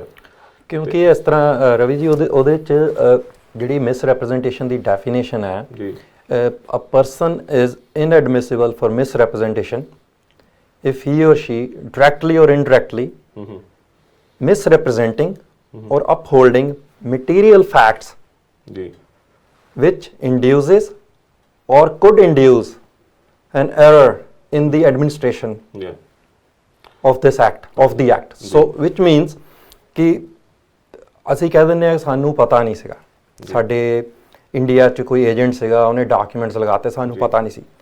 ਇਹ ਬਹੁਤ ਵਾਰ ਇਹ ਆਰਗੂਮੈਂਟ ਕੋਰਟ 'ਚ ਅੱਗੇ ਆਇਆ, ਬਟ ਕੋਰਟ ਨੇ ਇਸ ਆਰਗੂਮੈਂਟ ਨੂੰ ਕਦੀ ਵੀ yes, ਐਕਸੈਪਟ ਨਹੀਂ ਕੀਤਾ ਜੀ, ਕਿਉਂਕਿ ਉਹਨਾਂ ਨੇ ਕੋਰਟ ਇਹ ਕਹਿੰਦਾ ਹੈ ਕਿ ਐਪਲੀਕੇਸ਼ਨ ਤੁਸੀਂ ਸਾਈਨ ਕਰਤੀ ਹੈ, ਜੀ, ਤੁਸੀਂ ਰਿਸਪੌਂਸਿਬਲ ਹੋ ਚੈੱਕ ਕਰਨਾ ਕਿ ਐਪਲੀਕੇਸ਼ਨ ਤੁਹਾਡੀ ਕੰਪਲੀਟ ਹੋਈ ਕਿ ਨਹੀਂ, ਉਹਦੀ ਕਿੰਨੀ ਕੁ ਐਕਿਊਰੇਟ ਹੈ।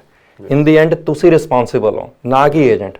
yes, ਸੋ ਤੁਸੀਂ ਬਿਲਕੁਲ ਠੀਕ ਕਿਹਾ ਕਿ ਇਹਦੇ 'ਚ ਸਿਸਟਮ ਦੀ ਵੀ ਗਲਤੀ ਹੈ ਕਿ ਜਿਹੜਾ ਤੁਸੀਂ 5 ਸਾਲ ਸਿਸਟਮ ਚੱਲਦਾ ਰਿਹਾ ਹੁਣ 5 ਸਾਲ ਬਾਅਦ ਆ ਕੇ ਜਿਹੜੇ ਬੱਚੇ ਵਿਚਾਰੇ ਹੁਣ ਸੈੱਟ ਹੋ ਗਏ ਆ, ਮੈਨੂੰ ਹੋਏਗਾ ਕਿ ਜ਼ਰੂਰ ਕਈ ਪੀਆਰ ਵੀ ਬਣ ਗਏ ਹੋਣਗੇ ਉਹਦੇ ਚੋਂ, ਔਰ ਕਈਆਂ ਦੀਆਂ ਲਾਈਵ ਵਿਆਹ ਹੋ ਗਏ, ਕਈਆਂ ਨੇ ਬਹੁਤ ਕੁਝ ਇੱਥੇ ਲਗਾ ਲਿਆ ਹੋਊਗਾ, ਬਟ ਇਨ ਦੀ ਐਂਡ ਜਿਸ ਤਰ੍ਹਾਂ ਤੁਸੀਂ ਕਿਹਾ ਕਿ ਆਲਵੇਜ਼ ਜਦੋਂ ਤੁਸੀਂ ਕੋਈ ਏਜੰਟ ਕਰਦੇ ਹੋ ਲਾਇਸੈਂਸਡ ਹੋਣਾ ਚਾਹੀਦਾ, ਕਿਉਂਕਿ ਜਦੋਂ ਲਾਇਸੈਂਸਡ ਏਜੰਟ ਹੈ ਜਾਂ ਲਾਇਸੈਂਸਡ ਰਿਪਰੈਜ਼ੈਂਟੇਟਿਵ ਹੈ ਜਾਂ ਲਾਇਰ ਹੈ, ਉਹਨਾਂ ਕੋਲ ਲਾਇਸੈਂਸ ਹੈ ਲੂਜ਼ ਕਰਨ ਨੂੰ, ਉਹਨਾਂ ਕੋਲ ਇੰਸ਼ੋਰੈਂਸ ਹੈ, ਉਹਨਾਂ ਨੇ ਲਾਅ ਪੜ੍ਹਿਆ, ਉਹਨਾਂ ਨੂੰ ਪਤਾ ਹੈ ਕੀ ਹੈ ਸਿਸਟਮ। ਜਿਹੜੇ ਤੁਸੀਂ ਇਸ ਤਰ੍ਹਾਂ ਹੀ ਚਲੇ ਜਾਂਦੇ ਹੋ ਔਰ ਜਾ ਕੇ ਉਹਨਾਂ ਨੂੰ ਰਿਟੇਨ ਕਰ ਲੈਂਦੇ ਹੋ, ਔਰ ਪਹਿਲੀ ਗੱਲ ਜਦੋਂ ਤੁਹਾਨੂੰ 2 ਦਿਨਾਂ ਦੇ ਵਿੱਚ ਤੁਸੀਂ ਕਹਿ ਰਹੇ ਹੋ ਲੈਟਰਸ ਮਿਲ ਰਹੀਆਂ, ਉਦੋਂ ਤੁਹਾਨੂੰ ਵੀ ਉਦੋਂ ਦੇਖਣਾ ਚਾਹੀਦਾ ਕਿ ਇਹ ਬਿਲਕੁਲ ਇੰਨਾ ਕੁਝ ਠੀਕ ਲੱਗ ਰਿਹਾ ਕਿ ਇੰਨਾ ਟਰੂ ਹੈਗੀ ਹੈ ਪਿਕਚਰ, ਜਾਂ ਤੁਸੀਂ ਤੁਹਾਡੀ ਡਿਊਟੀ ਬਣਦੀ ਹੈ ਕਿ ਤੁਸੀਂ ਯੂ ਸ਼ੁੱਡ ਰੇਜ਼ ਕੰਸਰਨ, ਤੁਸੀਂ ਇਨਕੁਆਇਰੀਜ਼ ਕਰੋ, ਹੋਰ ਤੁਸੀਂ ਪਤਾ ਕਰੋ ਇਸ ਏਜੰਟ ਬਾਰੇ ਜ਼ਿਆਦਾ, ਔਰ ਇਹਦੇ ਕੋਲ ਲਾਇਸੈਂਸ ਹੈ ਕਿ ਨਹੀਂ ਹੈ, ਔਰ ਇਹ ਕਰ ਸਕਦਾ ਕਿ ਨਹੀਂ, ਔਰ ਜਿਹੜੇ ਕਾਲਜ 'ਚੋਂ ਤੁਹਾਨੂੰ ਐਡਮਿਸ਼ਨ ਦਵਾ ਹੈ I think you should call that college also, ਤੁਸੀਂ ਵੈਰੀਫਾਈ ਕਰੋ ਮੇਰੀ ਐਡਮਿਸ਼ਨ ਹੋਈ ਹੈ ਕਿ ਨਹੀਂ ਤੁਹਾਡੇ ਕਾਲਜ 'ਚ। ਜਿੱਦਾਂ ਇਸ ਕੇਸ 'ਚ ਤੁਸੀਂ ਦੱਸ ਰਹੇ ਹੋ letter fake C, letter of acceptance ਜਿਹੜੀ ਕਾਲਜ ਦੀ ਫੇਕ ਸੀਗੀ। ਸੋ ਜੇ ਸਟੂਡੈਂਟ ਨੇ ਸਿੰਪਲ ਫੋਨ ਲਗਾਇਆ ਹੁੰਦਾ, ਇਹ ਸਾਰੇ ਸਟੂਡੈਂਟ ਨੇ, ਤੇ ਵਿਚਾਰੇ ਵੱਧ ਜਾਂਦੇ ਉਦੋਂ ਹੀ ਇਹਨਾਂ ਨੂੰ ਡਿਟੈਕਟ ਹੋ ਜਾਂਦਾ, ਠੀਕ ਹੈ ਨਾ। ਸੋ ਹੁਣ ਇਹ ਚੀਜ਼ਾਂ ਹੁਣ ਇਸ਼ੂ ਇਹ ਹੈ ਕਿ ਹੁਣ ਦੇਖਣਾ ਕਿ ਇਹਨੂੰ ਕੋਰਟ ਇੱਥੋਂ ਦੇ ਫੈਡਰਲ ਕੋਰਟ ਕਿੱਦਾਂ ਦੇਖਦਾ। ਜਿੱਦਾਂ ਤੁਸੀਂ ਕਿਹਾ ਕਿ 500 700 800 ਬੰਦਾ ਹੈਗਾ ਜੀ, ਹਜੇ ਰੀਅਲ ਪਿਕਚਰ ਨਹੀਂ ਸਾਹਮਣੇ ਆਈ ਕਰਨੀ ਹੈ, ਬਟ ਆਈ ਨੋ ਮੈਂ ਵੀ ਸੁਣ ਰਿਹਾ ਕਿ ਕਾਫੀ ਜਿੱਦਾਂ ਚੱਲ ਰਿਹਾ ਉੱਦਾਂ ਦਾ ਸਾਹਮਣੇ ਆ ਰਹੇ ਬੱਚੇ, ਕਈ ਵਿਚਾਰੇ ਨਹੀਂ ਸਾਹਮਣੇ ਆ ਰਹੇ ਕਿਉਂਕਿ ਅੰਬੈਰਸ ਆ, ਉਹਨਾਂ ਨੇ ਪੇਰੈਂਟਸ ਦੇ ਪੈਸੇ ਲੈ ਕੇ ਆਏ ਵਿਚਾਰੇ, ਹੁਣ ਕਿਹੜੇ ਨਹੀਂ ਸ਼ੋਅ ਕਰ ਰਹੇ, ਬਾਹਰ ਨਹੀਂ ਖੁੱਲ ਕੇ ਆ ਰਹੇ, ਬਟ ਜਿੰਨਾ ਵੀ ਫਿਗਰ ਹੈ ਜੇ ਸਾਰੇ ਮਿਲ ਕੇ ਇੱਕ ਗਰੁੱਪ ਬਣਾਉਣ ਜੀ, ਔਰ ਇੱਕ ਗਰੁੱਪ ਬਣਾ ਕੇ ਆਪਣਾ ਕੇਸ ਅੱਗੇ ਪ੍ਰੈਜ਼ੈਂਟ ਕਰਨ, ਔਰ ਕਮਿਊਨਿਟੀ ਨੂੰ ਵੀ ਥੋੜੀ ਚਾਹੀਦੀ ਹੈ ਇਹਨਾਂ ਦੀ ਹੈਲਪ ਕਰਨ। ਆਈ ਵੁੱਡ ਸੇ ਕਿ ਮਿਨਿਸਟਰਸ ਨਾਲ ਗੱਲ ਕੀਤੀ ਜਾਵੇ, ਕੋਈ ਜੇ ਇਹਨੂੰ ਪ੍ਰੋਪਰ ਇਹਦੀ ਇਨਵੈਸਟੀਗੇਸ਼ਨ ਹੋਵੇ, ਜਿਹੜੇ ਵੀ ਉਹ ਬੰਦੇ ਉੱਥੋਂ ਇਦਾਂ ਦੇ ਕੰਮ ਕਰ ਰਹੇ ਆ, ਕਿਉਂਕਿ ਦੇਖੋ ਤੁਸੀਂ ਇੱਕ ਬੱਚਾ ਮੰਨ ਸਕਦੇ ਹਾਂ ਅਸੀਂ, ਇੱਕ ਬੱਚੇ ਨੇ ਝੂਠ ਬੋਲ ਰਿਹਾ, 2 ਬੋਲ ਰਹੇ, ਪਰ 700-800 ਬੱਚਾ ਝੂਠ ਨਹੀਂ ਬੋਲ ਸਕਦਾ। ਸੋ ਇਟ ਮੀਨਸ ਇਹਨਾਂ ਨਾਲ ਗਲਤ ਹੋਇਆ, ਠੀਕ ਹੈ। ਸੋ ਇਹ ਸਾਡੀ ਵੀ ਡਿਊਟੀ ਬਣਦੀ ਹੈ ਐਜ਼ ਏ ਕਮਿਊਨਿਟੀ, ਆਪਾਂ ਇੱਥੇ ਕੰਮ ਕਰਦੇ ਹਾਂ ਕਿ ਅਸੀਂ ਮਿਨਿਸਟਰਸ ਨੂੰ ਇਨਵੋਲਵ ਕਰੀਏ ਔਰ ਇਹ ਇੱਕ ਗਰੁੱਪ ਬਣਾਉਣ ਆਪਣਾ ਔਰ ਆਪਣਾ ਕਰਨ। ਤੇ ਆਈ ਵੁੱਡ ਸੇ ਕਿ ਗਰੁੱਪ ਦੀ ਤਾਕਤ 1 ਜਾਂ 2 ਤੋਂ ਬਹੁਤ ਜ਼ਿਆਦਾ ਹੁੰਦੀ ਹੈ, ਔਰ ਜਦੋਂ ਇਹ ਦੱਸਣਗੇ ਤੇ ਉਹਨਾਂ ਨੂੰ ਆਈ ਵੁੱਡ ਸੇ ਕਿ ਉਹ ਬਿਲੀਵ ਕਰ ਸਕਦੇ ਆ ਇਹਨਾਂ ਦੇ ਕਿ 700-800 ਬੰਦਾ ਝੂਠ ਨਹੀਂ ਬੋਲ ਸਕਦਾ, ਔਰ 700-800 ਨਾਲ ਉਹਨਾਂ ਏਜੰਟਸ ਨੇ ਧੋਖਾ ਕੀਤਾ ਔਰ ਇਹਨਾਂ ਨਾਲ ਧੋਖਾ ਆਇਆ। But in the and court ਨੇ ਫਿਰ ਲਾਅ ਦੇਖਣਾ ਹੈ, ਔਰ ਲਾਅ ਮੈਂ ਤੁਹਾਨੂੰ ਦੱਸਤਾ ਕਿ ਜਿਹੜੇ ਮਿਸ ਰਿਪਰੈਜ਼ੈਂਟੇਸ਼ਨ ਹੈ ਉਹਦੇ 'ਚ ਕੋਰਟ ਜਿਹੜੇ 3 ਫੈਕਟਰ ਦੇਖਦਾ। ਪਹਿਲਾ ਉਹ ਦੇਖਦਾ ਜਿਹੜਾ ਉਹ ਫੇਕ ਡਾਕੂਮੈਂਟ ਹੈ ਕਿ ਇਸ ਕੇਸ 'ਚ ਮਿਸ ਰਿਪਰੈਜ਼ੈਂਟੇਸ਼ਨ ਹੈ ਕਿ ਨਹੀਂ। ਹੁਣ ਆਪਾਂ ਸਟੂਡੈਂਟ ਦਾ ਇਹ ਦੇਖਦੇ ਹਾਂ। ਹੁਣ ਸਟੂਡੈਂਟ 'ਚ ਤੁਹਾਨੂੰ ਪਤਾ ਜਿਹੜੀ ਡਾਕੂਮੈਂਟ ਚੈੱਕਲਿਸਟ ਹੁੰਦੀ ਹੈ ਉਹਦੇ 'ਚ one of the main requirements is letter of acceptance, ਠੀਕ ਹੈ। ਜੇ ਲੈਟਰ ਆਫ ਐਕਸੈਪਟੈਂਸ ਨੂੰ ਆਪਾਂ ਕੱਢ ਦਈਏ, ਤੁਸੀਂ ਰੋਜ਼ ਪੈਕੇਜ ਲਗਾਉਂਦੇ ਹੋ, ਤੁਸੀਂ ਪੈਕੇਜ ਲਗਾ ਕੇ ਭੇਜਦੇ ਹੋ, ਤੁਹਾਨੂੰ ਲੱਗਦਾ ਅਪਰੂਵਲ ਹੋ ਜਾਏਗੀ? ਜੇ ਤਾਂ ਨਹੀਂ ਹੋ ਸਕਦੀ, ਇਟ ਮੀਨਸ ਉਹ ਮਿਸ ਰਿਪਰੈਜ਼ੈਂਟੇਸ਼ਨ ਮਟੀਰੀਅਲ ਹੈ। ਸੋ ਸੈਕੰਡ ਪੁਆਇੰਟ ਆ ਗਿਆ ਕਿ ਉਹ ਮਿਸ ਰਿਪਰੈਜ਼ੈਂਟੇਸ਼ਨ ਮਟੀਰੀਅਲ ਹੈ। ਮਟੀਰੀਅਲ ਹੈ ਕਿਉਂਕਿ ਉਹਨੇ ਇਫੈਕਟ ਕਰਨਾ outcome. Minister the decision wood have been different. ਉਹਨੇ ਹੁਣ ਤੁਹਾਨੂੰ ਵੀਜ਼ਾ ਦੇ ਦਿੱਤਾ ਰਾਈਟ, ਬਟ ਜਦੋਂ ਉਹਨੂੰ ਪਤਾ ਲੱਗਾ ਇਹ ਫੇਕ ਹੈ, ਜੇ ਉਦੋਂ ਉਹਨੂੰ ਪਤਾ ਹੁੰਦਾ ਫੇਕ ਹੈ ਤੇ ਉਹਨੇ ਨਹੀਂ ਦੇਣਾ ਸੀ। So it means misrepresentation material ਹੈ। ਥਰਡ ਥਿੰਗ ਆ ਜਾਂਦੀ ਨੌਲੇਜ, ਬਟ ਜਿੱਦਾਂ ਮੈਂ ਦੱਸਿਆ ਕੋਰਟਸ ਨੇ ਹਜੇ ਤੱਕ ਤਾਂ ਰੂਲ ਕੀਤਾ, ਦੇ ਹੈਵ ਰੂਲਡ ਡੈਟ ਕਿ ਜਿਹੜੀ ਨੌਲੇਜ ਹੈ, ਜਿਹੜਾ ਉਹਨਾਂ ਨੇ ਵਰਡ ਯੂਜ਼ ਕੀਤਾ ਇਨਡਾਇਰੈਕਟਲੀ ਮੀਨਸ ਥਰਡ ਪਾਰਟੀ ਜੇ ਕੁਝ ਤੁਹਾਡੇ ਬਿਹਾਫ ਤੇ ਗਲਤ ਕਰ ਰਹੀ ਹੈ without your knowledge still you can be held responsible. So ਇਸ ਕਰਕੇ ਬਹੁਤ ਧਿਆਨ ਰੱਖੋ ਤੁਸੀਂ ਸਾਰਿਆਂ ਨੂੰ। ਤੁਸੀਂ ਜਦੋਂ ਵੀ ਕੋਈ ਕਿਸੇ ਨਾਲ ਵੀ ਕੋਈ ਸਾਈਨ ਕਰਦੇ ਹੋ ਆਪਣੀ ਐਪਲੀਕੇਸ਼ਨ ਵਗੈਰਾ, ਦੇਖੋ ਪਹਿਲਾਂ ਤਾਂ ਏਜੰਟ ਲਾਇਸੈਂਸਡ ਹੈ ਕਿ ਨਹੀਂ। ਜੇ ਤੁਹਾਨੂੰ ਸਮਥਿੰਗ ਫਿਸ਼ੀ ਲੱਗ ਰਿਹਾ ਰਾਈਟ ਵੇ ਮੇਕ ਏ ਕਾਲ, ਫਾਈਂਡ ਆਊਟ ਕਰੋ। ਯੂਨੀਵਰਸਿਟੀ 'ਚ ਕੋਈ ਤੁਹਾਨੂੰ ਐਡਮਿਸ਼ਨ ਦਵਾ ਰਹੇ ਹੈ ਜਾਂ ਕੁਝ ਕਰ ਰਹੇ ਹੈ, ਯੂਨੀਵਰਸਿਟੀ ਕਾਲ ਕਰੋ ਸਾਰਾ, ਕਿਉਂਕਿ ਕੋਈ ਫਾਇਦਾ ਨਹੀਂ ਤੁਸੀਂ 3-4 ਸਾਲ 5 ਸਾਲ ਬਾਅਦ ਹੁਣ ਇੱਦਾਂ ਦੀਆਂ ਪ੍ਰੋਬਲਮਸ ਆ ਰਹੀਆਂ ਔਰ ਇਹ ਬਹੁਤ ਹੀ ਆਈ ਵੁੱਡ ਸੇ ਇਹ ਬਹੁਤ ਅਪਸੈਟ ਕਰਦੀਆਂ, ਸੈਡ ਕਰਦੀਆਂ। ਬਟ ਹੁਣ ਦੇਖਦੇ ਹਾਂ ਕੀ ਬਣਦਾ, but let's see how it works. ਜੀ ਉਹੀ ਗੱਲ ਹੈ ਜੀ, ਜਿੱਦਾਂ ਅੱਜ ਕੱਲ੍ਹ ਸਾਰਾ ਕੁਝ ਐਡਵਾਂਸਡ ਹੈ, ਤੁਸੀਂ ਸਾਰਾ ਕੁਝ ਆਨਲਾਈਨ ਪਬਲਿਕ ਡੋਮੇਨ 'ਚ ਅਵੇਲੇਬਲ ਹੈਗਾ। ਜਿੱਦਾਂ ਅਸੀਂ ਦੇਖਦੇ ਹਾਂ ਈਵਨ ਸਾਡੇ ਵੀ ਆਫਿਸਿਸ 'ਚ ਈਵਨ ਸਾਡਾ ਕੋਈ ਕੰਸਲਟੇਸ਼ਨ ਵੀ ਕਰਨਾ ਹੁੰਦਾ ਹੈ, ਅਸੀਂ ਬੱਚੇ ਨੂੰ ਵੀ ਕਹੀਦਾ ਯੂ ਕੈਨ, ਤੁਸੀਂ ਆਪਣੇ ਅਸੀਂ ਸਾਡੇ ਐਕਸਪੀਰੀਅੰਸ ਦੇ ਨਾਲ ਤੁਹਾਡਾ ਜ਼ਰੂਰ ਇੱਕ ਕਰੀਅਰ ਪਾਥ ਜਾਂ ਤੁਹਾਡਾ PR ਦਾ ਪਾਥ ਤੁਹਾਡੇ ਨੂੰ ਦੱਸ ਸਕਦੇ ਹਾਂ ਕਿ ਤੁਸੀਂ ਇੱਦਾਂ ਕਰਕੇ ਆਪਣੀ PR ਲੈ ਸਕਦੇ ਹੋ।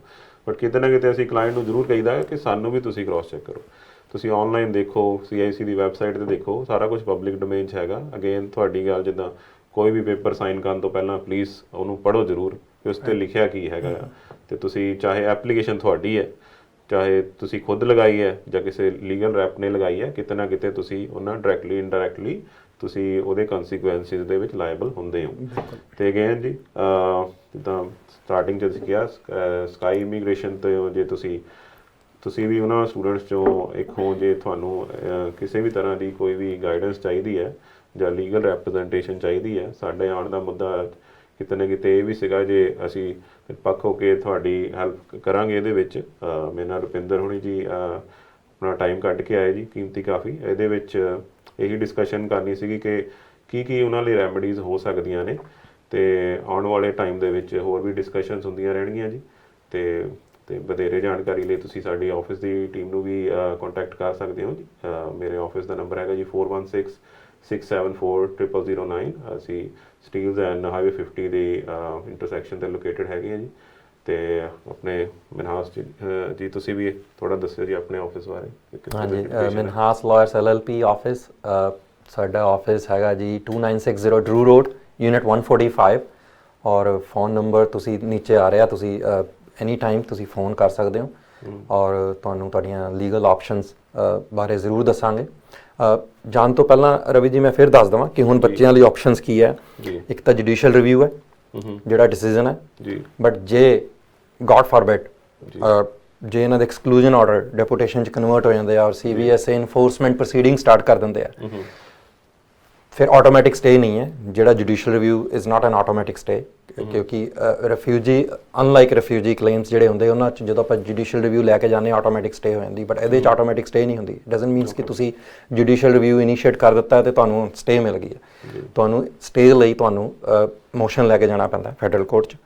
ਅਸੀਂ ਉਹਨੂੰ motion to stay the removal orders stay motion ਕਹਿੰਦੇ ਆ ਔਰ ਉਹਦਾ ਵੀ ਆਪਣਾ ਇੱਕ ਟੈਸਟ ਹੈ, ਠੀਕ ਹੈ। ਸੋ ਉਹਨੂੰ ਕਰਨਾ ਪਏਗਾ। ਉਹ ਆਪਣੇ ਬੱਚੇ ਜਿਹੜੇ ਵੀ ਉਹਨਾਂ ਦੇ ਆਪਣੇ ਲਾਇਰਸ ਨੇ ਉਹਨਾਂ ਨਾਲ ਜ਼ਰੂਰ ਗੱਲਬਾਤ ਕਰਨ ਇਸ ਚੀਜ਼ ਬਾਰੇ ਔਰ ਤਿਆਰ ਰਹਿਣ। ਔਰ ਜਿੱਦਾਂ ਮੈਂ ਕਿਹਾ ਕਿ ਆਲਵੇਜ਼ ਮਿਲ ਕੇ ਤੁਸੀਂ ਇੱਕ ਗਰੁੱਪ ਬਣਾਓ ਤਾਂ ਕਿ ਤੁਹਾਡੀ ਆਵਾਜ਼ ਇੱਕ ਹੋਵੇ, ਤਾਂ ਕਿ ਗਵਰਨਮੈਂਟ ਨੂੰ, ਮਿਨਿਸਟਰਸ ਨੂੰ ਔਰ ਕੋਰਟ ਸਿਸਟਮ ਨੂੰ ਤੁਹਾਡਾ ਮੈਸੇਜ ਇੱਕ ਜਾਣਾ ਚਾਹੀਦਾ। ਔਰ ਮੈਸੇਜ ਇਹ ਹੈ ਕਿ ਤੁਸੀਂ ਕੁਝ ਗਲਤ ਨਹੀਂ ਕੀਤਾ, ਤੁਹਾਡੇ ਨਾਲ ਗਲਤ ਹੋਇਆ, ਤੁਹਾਨੂੰ ਮਿਸਲੀਡ ਕੀਤਾ ਗਿਆ, ਰਾਈਟ। ਸੋ ਇਹ ਚੀਜ਼ ਨੂੰ ਤੁਸੀਂ ਪ੍ਰੂਵ ਕਰਨ ਲਈ ਤੁਹਾਨੂੰ ਇਕੱਠੇ ਆਵਾਜ਼ ਚੁੱਕਣੀ ਪਏਗੀ। ਤੇ ਬਾਕੀ ਗੁੱਡ ਲੱਕ। ਜਿੱਦਾਂ ਰਵੀ ਜੀ ਨੇ ਦੱਸਿਆ, ਰਵੀ ਜੀ ਉਹਨਾਂ ਨੂੰ ਤੁਸੀਂ ਕੰਟੈਕਟ ਕਰ ਸਕਦੇ ਹੋ। ਇਮੀਗ੍ਰੇਸ਼ਨ ਦੀਆਂ ਸਰਵਿਸਿਜ਼ ਬੜੀ ਦੇਰ ਤੋਂ ਦੇ ਰਹੇ ਆ ਔਰ ਜੇ ਤੁਸੀਂ ਕੋਈ ਫੈਡਰਲ ਕੋਰਟ ਲੀਗਲ ਰੈਮਡੀਜ਼ ਲਈ ਜਾਂ ਕੋਈ ਜੁਡੀਸ਼ੀਅਲ ਰਿਵਿਊ ਜਾਂ ਫੈਡਰਲ ਕੋਰਟ ਦਾ ਕੋਈ ਕੰਮ ਹੈ ਤੇ ਤੁਸੀਂ ਜ਼ਰੂਰ ਸਾਨੂੰ ਕੰਟੈਕਟ ਕਰੋ 9056719244। ਜੀ ਰਵੀ ਜੀ। ਓਕੇ ਜੀ।